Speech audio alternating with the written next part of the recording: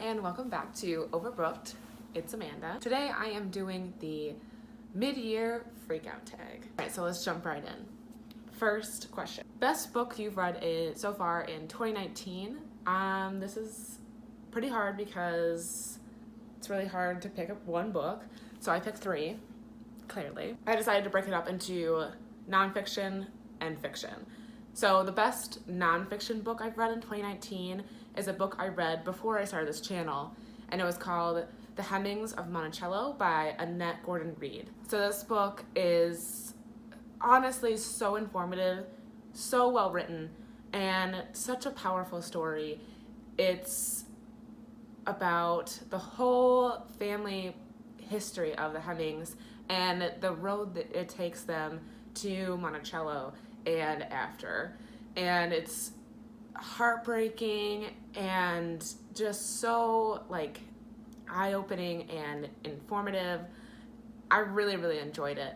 And if any of you guys love history or nonfiction, I definitely recommend this book. It is very large and in charge. It is, well, Goodreads says it's 798 pages. I think it might have been, I think a lot of those are notes because she does very thorough research. I think it's about 600-ish pages of actual content you're reading. Fiction, I had two ties, and they're books I've read super recently, Beartown and Pachinko. These books I read, which are both fairly large books, not as large as The Hemmings of Monticello, but around 400 pages each, and I loved them. I read them both in like 2 days. Each book I read in 2 days, so like not collectively read them in 2 days, because that would be insane. Really just loved both of them, and I couldn't pick which one I liked more. Best sequel you've read so far in 2019.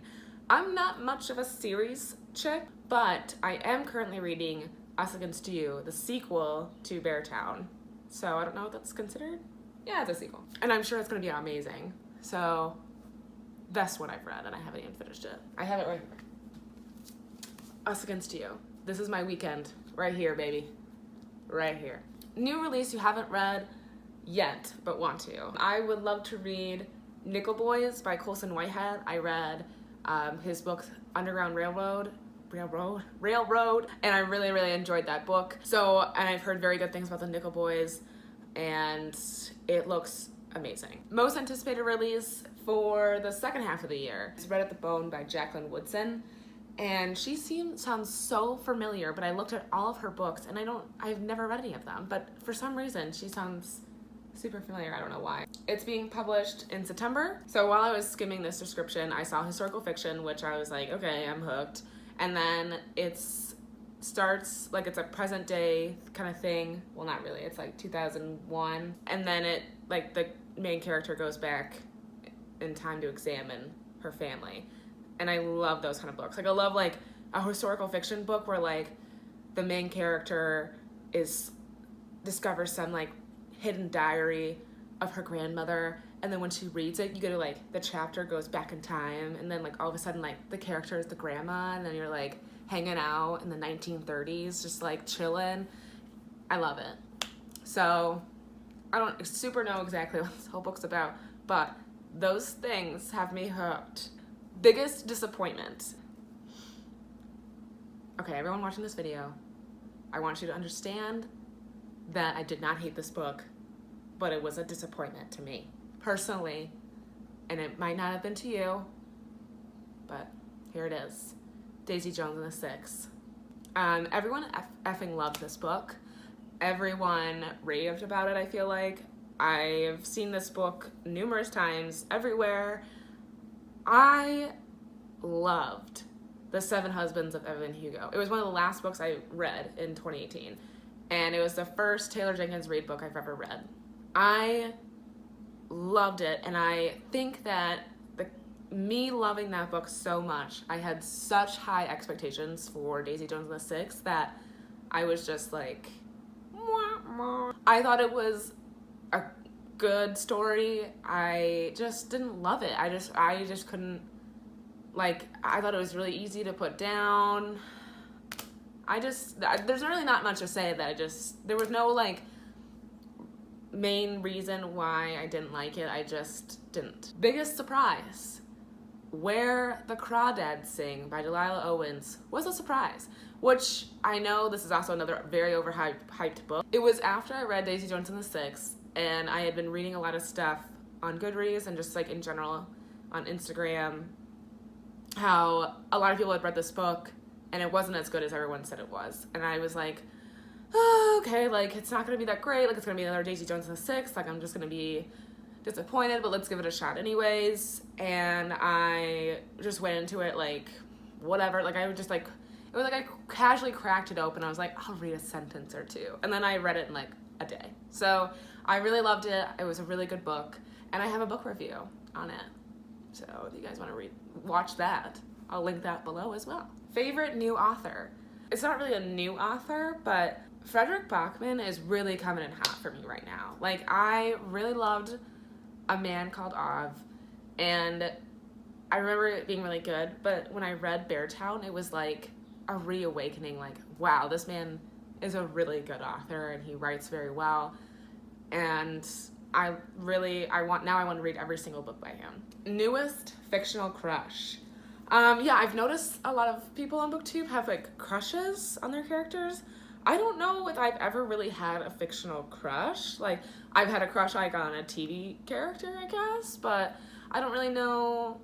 I can't really recall. Maybe like when the Twilight series came out, I was very obsessed with that. Recently though, I don't think I've really had any crushes on fictional characters. But if I had to pick one, I think I would pick Tate from Where the Crawdads Sing. I think he was a really good guy, very sweet. I picture him, I know this sounds really bad, but I picture him, not really bad, but like just very like, oh my god, eye roll. Like, I picture him looking like my boyfriend kind of, except maybe shorter and like just nerdy, but cute and loving. The only thing that pissed me off about Tate was that he like just like left her and went to college and wasn't communicating. You need to communicate, boys. I need to know where you are. Like, I don't need to be clingy. And obviously Kaya wasn't clingy, but like, just let me know that you're not coming back in like 6 months and then you'll be back after like for spring break or whatever. Like, decency, but he's cool. That would be my crush. Book that made you cry. The book that made me cry was Purple Hibiscus by, where is Americana? Chimamanda Ngozi Adichie. That book, I honestly, I started that book as like a Saturday morning, and I finished it that afternoon. I read the whole book in one day, in one sitting, and it is a very, very powerful book. It's about a family in, I think it's Nigeria, and they are a very religious family, and the dad is abusive.